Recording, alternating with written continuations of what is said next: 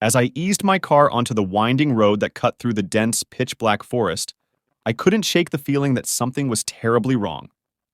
The darkness seemed to swallow the beams of my headlights, leaving only a narrow tunnel of visibility ahead. My hands clutched the steering wheel as anxiety gnawed at the edges of my mind. I was on my way home from a late-night shift at the office, a drive I'd made countless times before. But tonight was different. The forest seemed to come alive with strange, eerie sounds. Branches scraped against the car's windows like skeletal fingers, and the wind whispered haunting secrets through the leaves.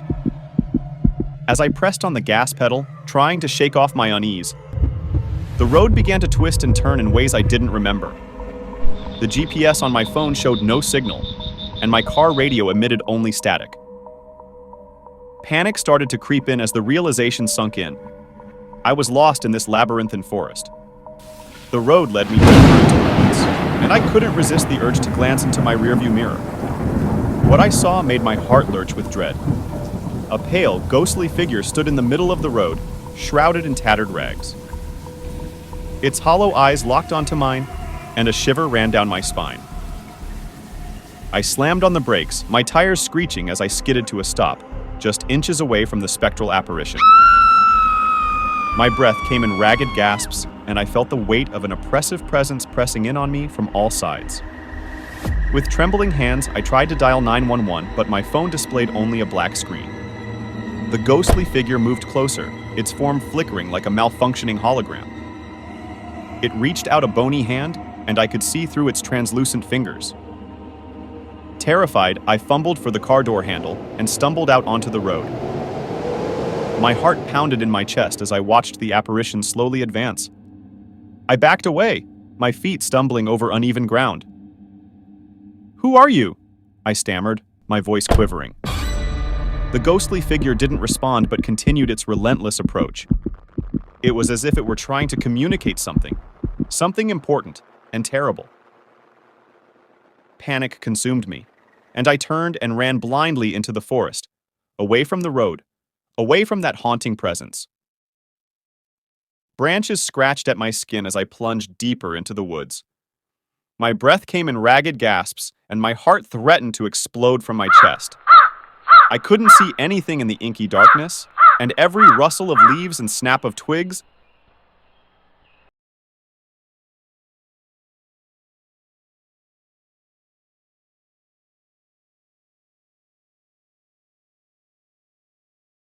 The night was as silent as a tomb. After a long day at work, I just moved into an old Victorian house, and while its grandeur had lured me in, tonight it held an eerie, unsettling stillness. I shook off my unease, blaming it on my overactive imagination. It was just a house, after all. As I settled onto the couch with a book, the grandfather clock in the corner of the room chimed, its resonant bongs filling the room. Midnight. A soft, almost imperceptible whisper seemed to echo in the room. "Help me," it said, a spectral voice that sent chills down my spine. My heart pounded as I scanned the dimly lit room, but there was no one there. I tried to dismiss it as my imagination, but then a chilling draft swept through the room, and the candles on the mantelpiece flickered, casting dancing shadows on the walls. I told myself it was just the wind, but there was no wind, and the windows were tightly shut. Unease turned to dread as I heard footsteps, faint and distant at first, but growing louder and closer with every passing moment. They were slow, deliberate, like someone was pacing in the hallway. I should have run, but fear had me paralyzed. I mustered all my courage and crept toward the hallway. The footsteps were unmistakably coming from the staircase, and as I reached the bottom step, I saw her. A spectral figure, a woman dressed in a tattered white gown, her long hair obscuring her face. Her feet didn't touch the ground as she ascended the stairs. My voice trembled as I whispered, "Who are you?" No response, just the echoing sound of her ethereal footsteps. I took a step back, wanting to flee, but an invisible force held me in place. She reached the top of the stairs and turned toward me. Her face, or what remained of it, was a horrifying sight. Hollow eye sockets stared into my soul, and her mouth opened to reveal a gaping black void. She stretched out her hand, skeletal fingers reaching for me. I stumbled backward, finally breaking free from the invisible grip. I ran toward the front door, my heart pounding in my chest. Behind me, I heard the unearthly wails of the woman, a chorus of agony and despair that chilled me to the bone. With trembling hands, I flung the door open and escaped into the cold night. I didn't look back.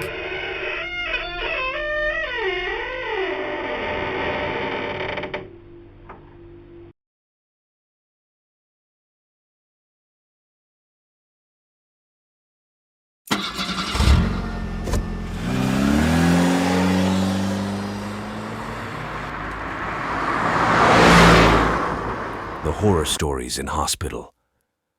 The rhythmic hum of the ventilator filled the dimly lit hospital room, punctuated by the occasional beep of the heart monitor. I lay there, helpless and vulnerable, trapped in the world between wakefulness and restless dreams. My accident had left me immobile, a prisoner of this sterile place, and it seemed the hospital had taken on a sinister persona of its own. It was past midnight when it began.